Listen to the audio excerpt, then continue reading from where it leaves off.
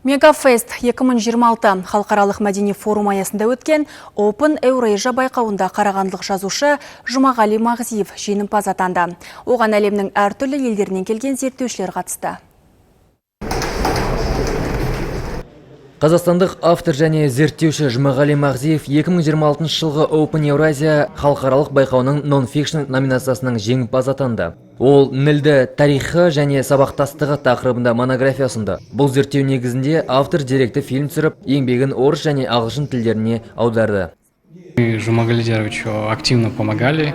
2020 жылдан бастап Жұмағали Мағзиевтің ғылыми зерттеу жұмысына қолдау көрсетіп келеміз. Алғашында оның Нілді тарихы және сабақтастығы монографиясын әзірлеуге көмектессек, кейін оны зерттеу негізінде түсірілген деректі фильмнің жүзеге асуына үлес қостық. Жоба аясында Успен кентіне бірнеше рет барып, тарихи мыс зауытының қызметіне қатысты деректер жинадық. Сондай-ақ сол кезеңнің куәгерлерімен сұхбаттасып, құнды тарихи мәліметтерді хатқа түсірдік. Жұмағали Мағзиевтің еңбектерінде мыс кеніші мен оның өндіріс игеру жолдары, алғашқы өнеркәсіптік кәсіпорынды іске қосу процесі талданады. Бұл Қарағанды аймағының индустриялық дамуы үшін шешуші кезең. Кеше мен болғанымда Лондонда осы Әли Байшағыровтың еңбегіне, Әли Байшағыровтың жаңағы адамның құқығын қорғау жөніндегі тұңғыш кәсіподақ лидер екендігіне керемет қошаметпен қарсы алды ол жерде. Адам құқығын қорғаған мекеме, адам құқығын қорғаушы Әли Байшағыровты осы қазақ еліне дәлелдеген. Осы мен кітабым арқылы дәлелдедік.